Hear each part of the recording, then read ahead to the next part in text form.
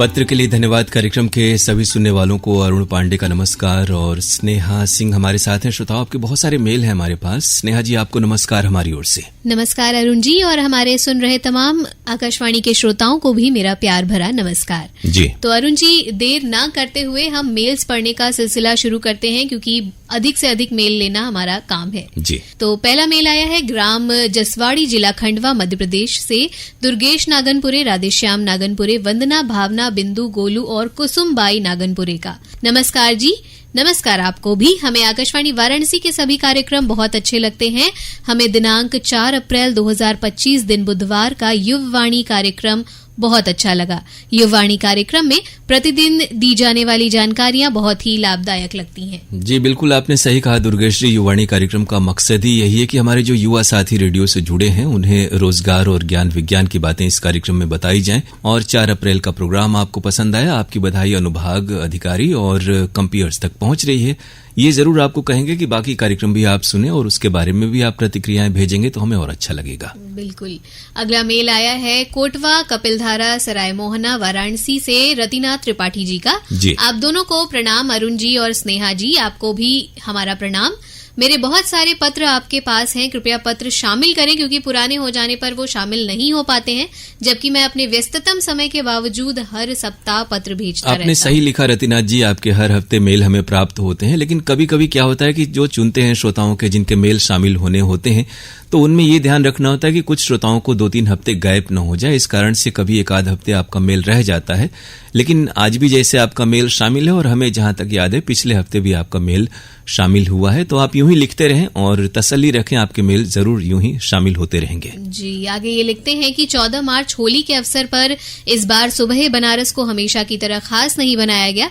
इसे केवल कमलेश द्वारा प्रस्तुत किया गया, जबकि आशुतोष, सना, स्तुति सहित कई लोगों की प्रस्तुति का इंतजार था इन्हें, और ये खल रहा था इन्हें। जी, ये जैसा इनका इशारा है कि कई बार इस तरह के जब खास त्योहार होते हैं तो 2-3 हमारे जो कंपियर्स हैं, आरजे हैं, वो मिल करके प्रोग्राम करते हैं। तो आपकी सलाह अच्छी है, आइंदा ऐसे किसी मौके पर हम लोग इसका ख्याल रखेंगे। जी। 14 मार्च को ही इन्हें कमलेश द्वारा फिल्म सिलसिला की प्रस्तुति बहुत अच्छी लगी, उसके लिए धन्यवाद लिखते हैं। 21 मार्च सुबह बनारस में सना जी ने उपयोगी जानकारी देने के साथ साथ नकली नमक से होने वाले नुकसान और नकली नमक की पहचान कैसे करें, ये भी बहुत अच्छे से बताया। स्वबेला और विभिन्न अवसरों पर प्रस्तुत काव्य पाठ सुनवाने के लिए धन्यवाद लिख रहे हैं। ये एक ही फिल्म कार्यक्रमों में अमर प्रेम फिल्म की कुछ ही दिनों के अंतराल में फिर से प्रसारित की गई। ऐसी फिल्म को दोबारा सुनवाने से पहले कम से कम 2-3 महीने का अंतराल अवश्य रखा जाए। आपकी सलाह अच्छी है और हमारे तमाम जो साथी हैं इसका ख्याल रखेंगे। हमारे यहाँ एक रजिस्टर भी है रतिनाथ जी, जिसमें हम लोग फिल्मों और कलाकारों का उल्लेख करते हैं कि कब उसमें किसका कौन सी फिल्म शामिल हुई, तो उसको थोड़ा सा पेश करने से पहले हमें हम सबको देख लेना चाहिए। जी। आगे इनका मेल है कि 11 अप्रैल को कमलेश द्वारा प्रस्तुत सुबह बनारस में प्रधानमंत्री नरेंद्र मोदी द्वारा किए जाने वाले उद्घाटन और शिलान्यास से जुड़ी जानकारी, साथ ही 2028 ओलंपिक में क्रिकेट को शामिल किए जाने से संबंधित जानकारी बहुत अच्छी लगी। इसी कार्यक्रम में आशुतोष का प्रस्तुतिकरण भी काफी अच्छा लगा, धन्यवाद। 11 अप्रैल की सुबह वसुंधरा का गायन, 30 मार्च को राजन साजन मिश्र जी का गायन और छन्नूलाल मिश्र जी का गायन सुनकर रविवार की छुट्टी का आनंद दोगुना हो गया। तो स्नेहा जी ने आपका पूरा मेल शामिल किया और तफसील से आपकी बातें आज इस प्रोग्राम में शामिल हो गई। हम आपको इस मेल के लिए शुक्रिया कह रहे हैं। जिन भी हमारे साथियों के कार्यक्रमों की आपने तारीफ की है, आपकी बधाई उन तक पहुंच रही है। आपका अगला मेल हमें इंतजार रहेगा उसका। जी। आगे हमारा अगला मेल है सुनील कुमार सिंह का, पटेल नगर, मुगल सराय से। आकाशवाणी वाराणसी एफएम श्रोताओं के बीच लोकप्रिय रेडियो स्टेशन है, जिसकी पहुंच देश के हर कोने में और विदेशों तक है। निश्चित ही इसके पीछे प्रस्तुतकर्ताओं और अधिकारियों की कड़ी मेहनत है। हमारा सुझाव है खासतौर से फरमाइशी गीत एक्सप्रेस कार्यक्रम की प्रस्तुति उन्हीं प्रस्तुतकर्ताओं को दें जो कि अपने फॉर्मेट के अनुसार इसे लाजवाब प्रस्तुत कर सके। आपने बिल्कुल सही लिखा और हम लोग इस बात का ख्याल रखते हैं कि खासतौर से जो दिन की सभाएं हैं उसमें जो प्रोग्राम होते हैं व्हाट्सएप ईमेल आधारित, उसमें ऐसे साथी हों जो उन कार्यक्रमों को जैसा आपने कहा फॉर्मेट के अनुसार और ठीक ठाक पेश कर सकें। जी। आगे ये लिख रहे हैं कि इन्हें बहुत अफसोस के साथ लिखना पड़ रहा है कि आपके कुछ प्रस्तुतकर्ता अपनी अपनी ढपली अपना अपना राग अलाप रहे हैं। उन्हें फॉर्मेट से मतलब नहीं है। यदि इन पर नियंत्रण नहीं किया गया तो निश्चित ही केंद्र की साख प्रभावित होगी और हमारे पास विकल्प होगा रेडियो ऑफ करने का। आपने जैसा सही लिखा कि इंटरनेट का दौर है, ऐप का जमाना है और देश दुनिया के कोने कोने में हमारे कार्यक्रम पहुंच रहे हैं और श्रोता इसे सुन रहे हैं, जुड़े हुए हैं, तो हमारी भी जिम्मेदारी है कि हम कार्यक्रमों को अच्छी तरह पेश करें और आप लोगों के बीच साख जिसका आपने उल्लेख किया वो बनी रहे। जी, 7 मार्च सोमवार दिन में 11 बजे कार्यक्रम आपके पत्र आपके गीत प्रस्तुति स्वप्निल द्वारा। कार्यक्रम से पहले बीच में और अंत की उद्घोषणा में आकाशवाणी वाराणसी एफएम ब्रांडिंग की जगह पर बार बार आकाशवाणी वाराणसी बोला गया। यही नहीं, कार्यक्रम के प्रस्तुति के दौरान गायक कलाकार के नाम की जगह मिली जुली आवाज बोला गया। ऐसा 2 बार हुआ। उदाहरण स्वरूप फिल्म जूली गायक किशोर कुमार गाना दिल क्या करे, दूसरा गाना याद नहीं आ रहा, लेकिन वो भी सिंगल आवाज में था। नहीं, आपकी बात पर हम लोग यकीन कर रहे हैं कि ऐसा हुआ होगा और इस आपकी जो बात है वो जरूर स्वप्निल मिश्रा तक हम लोग पहुंचा रहे हैं। जी, इसी दिन दोपहर 2:30 पर रेडियो खोला तो सुकून मिला। आकाशवाणी वाराणसी एफएम बोला गया, लेकिन ये क्या, मैडम जी ने भोजपुरी फिल्मों की जगह फटाफट हिंदी फिल्मों के नाम बताकर फरमाइश आमंत्रित कर लिए, साथ ही एक गाना भी बजाए। शुक्र है भोजपुरी गाने का कार्यक्रम शुरू हुआ, हमने फरमाइश भेजी, विश्वास था कि नाम नहीं बोला जाएगा। इन्होंने हमारे विश्वास को बनाए रखा और नाम नहीं शामिल किया। जी, ऐसी चीजें हो रही हैं और हम लोग का भी उस ओर ख्याल है और हम लोग प्रयासरत हैं कि इस तरह की त्रुटियां न हो। और जिसका आपने जिक्र किया कि भोजपुरी गानों का प्रोग्राम होता है और उसमें हिंदी फिल्में बताई गई, वो भी हम लोग के जहन में है और उस ओर हम लोग ध्यान दे रहे हैं। इनके लंबे चौड़े मेल में एक और शिकायत है अरुण जी की बुधवार फरमाइशी गीत एक्सप्रेस प्रस्तुति किरण सिंह ये कार्यक्रम के दौरान लाइव मेल आमंत्रित करती रही, जबकि फॉर्मेट के अनुसार पुराने मेल को शामिल करना था। इनका बोलते समय अटकना खटक रहा था। 10 अप्रैल 2025 गुरुवार दिन में 11 बजे फरमाइशी गीत एक्सप्रेस इस बार के प्रस्तुतकर्ता ने अपना नाम नहीं बताया। इस अनाम प्रस्तुतकर्ता की आवाज रेडियो सेट पर बहुत धीमी आ रही थी, जबकि गाने की आवाज ठीक थी और समझ नहीं आ रहा था कि रेडियो की वॉल्यूम इनकी आवाज पर रखें या गाने की। इन्होंने भी हमारे नाम शामिल नहीं करने की परंपरा को बनाए रखा। बधाई। अच्छा, तो चलिए, आपकी तमाम शिकायतें हम लोगों ने नोट कर ली हैं और आइंदा ऐसी तकलीफ न हो आपको या किसी भी श्रोता को, इस बात का हम लोग ख्याल रखेंगे। और जिन भी तिथियों का या कार्यक्रमों का और प्रस्तुतकर्ताओं का आपने उल्लेख किया है, उन तक आपकी ये शिकायत हम लोग पहुंचा रहे हैं और उम्मीद कर रहे हैं कि आइंदा वो जब प्रोग्राम करेंगे तो इसका ख्याल रखेंगे, कार्यक्रम का फॉर्मेट सही हो और श्रोता का नाम जरूर अगर समय पर, हालांकि आप तो बिल्कुल एक बार ही भेजते हैं और शुरू में ही भेज देते हैं, उसके बावजूद नाम शामिल न हो पाना, हम लोग इसके लिए खेद प्रकट कर रहे हैं। यूं ही कार्यक्रम सुनते रहें और इस तरह की जितनी भी त्रुटियां हैं हमारा ध्यान उस ओर आकर्षित करते रहें। हम आपको खासतौर से शुक्रिया इस मेल के लिए कह रहे हैं। जी, अगला मेल आया है जमनिया जिला गाजीपुर से सुरेश जायसवाल, उर्मिला जायसवाल, दीपक जायसवाल और स्वाति जायसवाल का।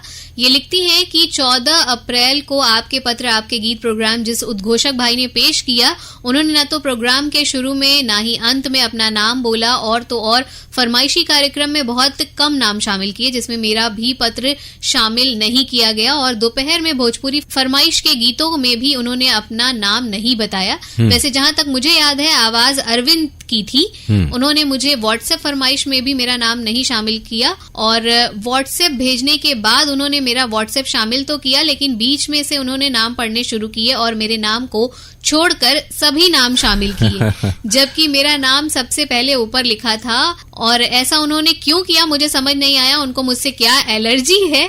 जब कभी भी वो प्रोग्राम में आते हैं तो मेरा नाम शामिल नहीं करते। मेरी शिकायत उनके पास पहुंचा दीजिएगा, इनायत होगी। बिल्कुल, आपकी बात हम लोग उन तक पहुंचा रहे हैं और ऐसी आप तसल्ली रखें कि आप तो हमेशा नियमित रूप से नाम भेजते हैं और सही तरीके से लिखकर भेजते हैं, तो वो शामिल होने चाहिए और सभी श्रोताओं के साथ समान व्यवहार होना चाहिए। हम लोग पर भी बड़ी जिम्मेदारियां हैं, जैसा हमने कहा, और इसका हमें ख्याल रखना है। जी, आगे ये लिखते हैं 15 अप्रैल को ज्योति स्वरूप ने व्हाट्सएप फरमाइश पेश किया। बहुत ही खराब और निराशाजनक था, क्योंकि उन्होंने बहुत ही गलत नाम और पते पढ़े। उनसे ऐसी उम्मीद नहीं थी, जबकि मुझे जहां तक याद है वो भी आकाशवाणी वाराणसी के बहुत ही पुराने आकस्मिक उद्घोषक हैं। उनसे ऐसी गलती क्यों हो जाती है मुझे समझ में नहीं आता। उनको फरमाइश प्रोग्राम नहीं करना चाहिए। ये मेरे अपने विचार हैं। जी, आमतौर पे ज्योति स्वरूप जी शाम की सभा में ही रहते हैं और उस दिन जब वो दिन में आए तो उन्होंने ऐसा प्रोग्राम किया कि आप जैसे श्रोताओं को तकलीफ हुई, हम इसके लिए खेद प्रकट करते हैं और उन तक ये बात पहुंचा दी जाएगी। दरअसल हमारे यहाँ जितने भी उद्घोषक उद्घोषिका साथी हैं, सबको सही तरीके से प्रोग्राम करना चाहिए और नाम भी सही तरीके से पढ़ना चाहिए। और ज्योति जी वाकई पुराने अनाउंसर हैं हमारे यहाँ के। उसी बारे में ये आगे लिख रहे हैं कि गम्हरिया को उन्होंने गलत उच्चारण किया और बहुत से ऐसे श्रोताओं के नाम और पते गलत पढ़े। आपसे और केंद्र निदेशक महोदय से अनुरोध है कि आकाशवाणी वाराणसी की गरिमा पर आंच न आने दे। जैसा कि इस समय आकाशवाणी वाराणसी सभी केंद्रों से ऊपर नंबर 1 पर है, वैसे हमेशा रहे, यही मेरी शुभकामनाएं हैं। मेरी इन दोनों शिकायत पर ध्यान दें और भविष्य में ऐसी पुनरावृत्ति न हो, ध्यान दें।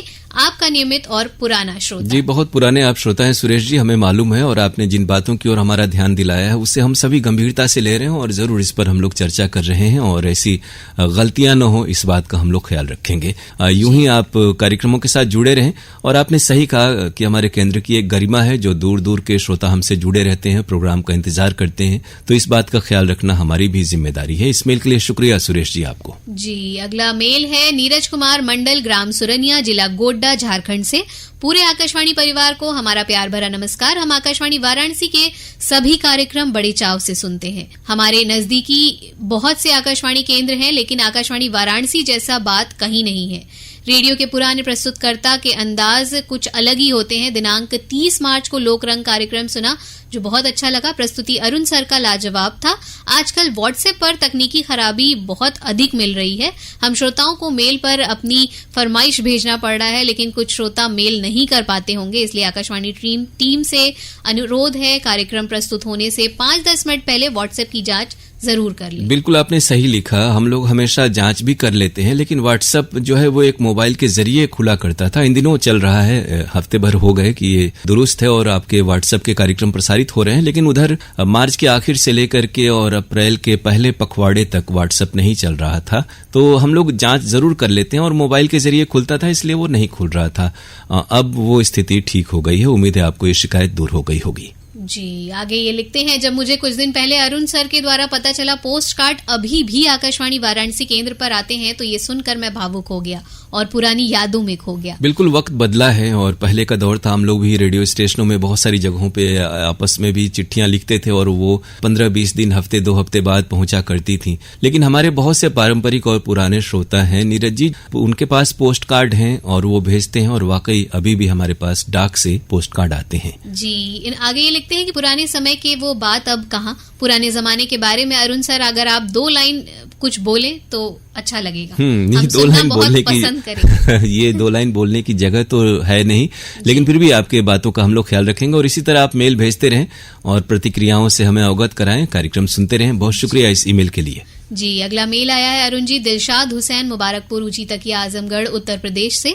सर आदाब, अर्ज है खैरियत से रहकर आपका प्रोग्राम बहुत दिलचस्पी से सुनते हैं। दिनांक 24 मार्च को आपके केंद्र से प्रसारित स्वास्थ्य चर्चा कार्यक्रम के अंतर्गत डॉक्टर अतुल तिवारी से ट्यूबरोक्लोसिस कारण, लक्षण और बचाव के उपचार पर अशोक पांडे की बातचीत सुनी।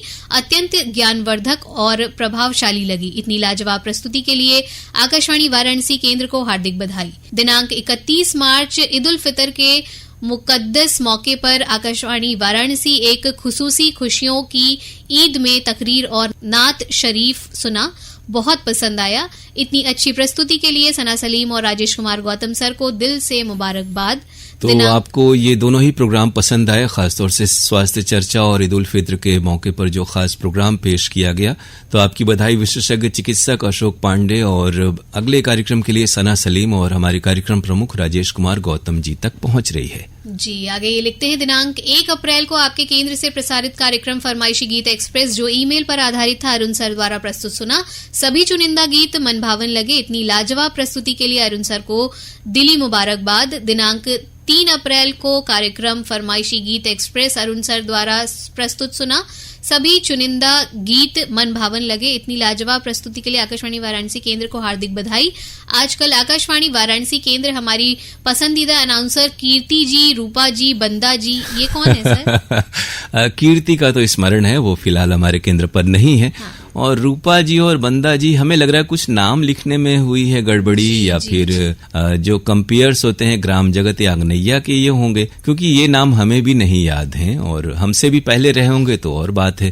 तो दिलशाद जी, इसका जरूर आप खुलासा कीजिएगा, और जो प्रोग्राम आपने सुने अच्छे लगे उसके लिए बहुत शुक्रिया आपका। जी, आगे ये लिखते हैं, दिनांक 4 अप्रैल को कार्यक्रम एक ही कलाकार के अंतर्गत प्रसारित मनोज कुमार को सुना। कमलेश जी द्वारा प्रस्तुत कार्यक्रम बहुत पसंद आया। सर, आपके केंद्र से एक नाटक सुना था, जोधपुर की ट्रेन, आज भी याद है। अनाउंसर मोहम्मद सलीम साहब ने हमें ये नाटक सुनवाया था। क्या आप ये नाटक दोबारा सुनवा सकते हैं? तो अगर हमारे यहाँ ये नाटक हुआ और उपलब्ध होगा तो जरूर आपको इस नाटक का नाम हम लोग नोट कर ले रहे हैं और आइंदा सुनने को मिलेगा। अगर नहीं हुआ, क्योंकि बहुत सारे पहले जो ये प्रस्तुतियां थी जो वो टेप पर होती थी और उसमें से कई जो है वो कंप्यूटर पे ट्रांसफर की गई हैं, सारी प्रस्तुतियां नहीं है, टेप की क्वालिटी पर भी ट्रांसफर होना निर्भर किया करता था। तो अगर ये होगा तो इसको हम लोग जरूर देखते हैं। जी, आगे ये लिखते हैं कि सर, युववाणी का स्तर गिरता जा रहा है, कृपया ध्यान दें। इस कार्यक्रम में एक प्रतियोगिता आयोजित करें जिसमें युवाओं का ज्ञानवर्धन हो। सर, इस कार्यक्रम में इतनी ज्ञानवर्धक बातें होती हैं कि अगर पूरी किताब एक दिन में कोई पढ़ा दे तो कुछ भी याद नहीं रहेगा। यही हाल युववाणी कार्यक्रम का है। इस कार्यक्रम में कुछ सामाजिक कुरीतियों पर भी विचार व्यक्त करें। आज बस इतना ही, कुछ गलती हो तो माफ करना। नहीं, बिल्कुल आपकी हर बात का स्वागत है। और युववाणी कार्यक्रम की बात आपने जहां कही, वास्तव में हमें लगता है आप ये कहना चाहते हैं कि आधे घंटे के अंदर बहुत ज्यादा चीजें, 45 मिनट अब प्रोग्राम है, तो थोड़ा सा उसको आराम से बताना चाहिए और बातों का सामंजस्य, समन्वय, विषयों का ये जरूरी है। युववाणी अनुभाग तक आपकी ये बात हम लोग पहुंचाते रहे हैं। आइंदा चीजें ठीक हो जाएंगी, ऐसे हम उम्मीद करते हैं। इस मेल के लिए शुक्रिया आपका। अगला मेल हमारा आया है संजय नगर ऐशबाग लखनऊ से एडवोकेट वारिस अली खान का। आवाज की दुनिया के प्यारे से दोनों दोस्तों अरुण पांडे और स्नेहा सिंह को वारिस अली खान का प्यार भरा सलाम। अरुण जी, मैं एक शेर आपकी खिदमत में पेश कर रहा हूँ, आपको शायर का नाम बताना है। अच्छा। मैं कतरा होके भी तूफान से जंग लड़ता हूँ, मुझे बचाना अब समंदर की जिम्मेदारी है। ये काफिया और ये रदीफ और ये जो शेर आपने कहा ना, वसीम बरेलवी साहब इस गजल को 12 मुशायरों में सुनाया करते थे और बहुत अच्छा शेर है, तो इसका स्वागत कर रहे हैं। आप जब भी मेल हमें भेजते हैं तो उसमें शेर व शायरी का जिक्र करते हैं, ये देखकर हमें भी अच्छा लगता है। जी, 6 अप्रैल का कार्यक्रम पत्र के लिए धन्यवाद, मुझे बहुत पसंद आया। अरुण भाई, आप श्रोताओं के मेल का जवाब सरलता और सहज भाव से देते हैं, मन प्रसन्न हो जाता है। आपका बोलने का लहजा बहुत खूबसूरत है। बिल्कुल ऐसा कुछ नहीं, ये सारी बातें आप जैसे श्रोताओं के जुड़ाव से होती हैं, और आप जब इतनी तल्लीनता से, मनोयोग से प्रोग्राम सुनते हैं, प्रतिक्रियाएं भेजते हैं, तो हमारी भी जवाबदेही होती है कि हम अच्छे से आपसे बातें करें, आपकी बातों का ख्याल रखें, और यही हम लोग करते हैं। जी, 5 अप्रैल की आशुतोष प्रस्तुति गीतांजलि मुझे बहुत पसंद आई। 7 अप्रैल भोजपुरी गीतों पर आधारित फरमाइशी गीत एक्सप्रेस मुझे बहुत पसंद आया। उस दिन प्रिय आरजे ने मेरा नाम को पढ़कर मेरे दोस्तों का मान बढ़ा दिया। आपके केंद्र से प्रसारित कार्यक्रम, आपकी पसंद का दिन और समय क्या है, ये जरूर बताइएगा। अच्छा, आपकी पसंद कार्यक्रम, हमें लग रहा है जो रात को एक प्रोग्राम होता है उसका जिक्र कर रहे हैं, उसमें हम खतों पर आधारित प्रोग्राम लेते हैं, तो अगर आप खत के जरिए फरमाइश भेजेंगे तो उस कार्यक्रम में आपकी फरमाइश शामिल होगी। लेकिन ईमेल पर आधारित हमारे यहाँ दिन का प्रोग्राम है जो बुधवार और गुरुवार को होता है 11 से 12 बजे के बीच, और उसमें आपके नाम आते हैं और वो शामिल भी होते हैं। गजलों का प्रोग्राम तो हमारे यहाँ कहकशा है, सुगम संगीत है, वो होता ही है नियमित रूप से। आप अगर सुनेंगे तो ये गजलें आपको इन कार्यक्रमों में सुनने को मिल जाती हैं। और भोजपुरी जो फरमाइशी गीत एक्सप्रेस था 7 अप्रैल का, वो आपको पसंद आया। नाम अगर आप भेजेंगे, श्रोता हमारे भेजेंगे, समय से भेजेंगे, तो हम सब की कोशिश रहती है कि आप सबके नाम शामिल हो जाएं। तो अब समय ये इजाजत नहीं देता कि हम आगे और मेल शामिल कर पाएं, पर आपसे ये वादा जरूर करते हैं कि अगली बार हम आपके मेल जरूर शामिल करेंगे। और मेल हमें भेजते रहिएगा pkldair@gmail.com। जी श्रोताओं, आप अपनी प्रतिक्रियाएं जैसा स्नेहा जी ने बताया pkldair@gmail.com पर हमें भेजें। आपसे अगले हफ्ते फिर मुलाकात होगी आपके ईमेल के साथ, और इसी वक्त जरूर ट्यून कीजिएगा आकाशवाणी वाराणसी FM। तो अगले हफ्ते आपसे फिर मुलाकात होगी। तब तक के लिए अगर आप हमारे लाइव प्रोग्राम नहीं सुन पाते हैं तो हमारा YouTube पे AIR वाराणसी नाम से एक चैनल है, उसे आप सब्सक्राइब कीजिए और उस पे हमारे प्रोग्राम्स को सुनिए। और फेसबुक पर भी आकाशवाणी वाराणसी का पेज है, वहां भी बहुत सारे प्रोग्राम और कार्यक्रमों के बारे में जानकारियां आपको मिलती हैं। तो ये सोशल मीडिया के जो दोनों ही प्लेटफॉर्म है आकाशवाणी वाराणसी के, आप जुड़ेंगे तो हमें भी खुशी होगी। शुक्रिया कहना चाहेंगे हमें मेल्स भेजने के लिए। और अब अपनी दोस्त स्नेहा सिंह और अरुण पांडे को इजाजत दीजिए। नमस्कार।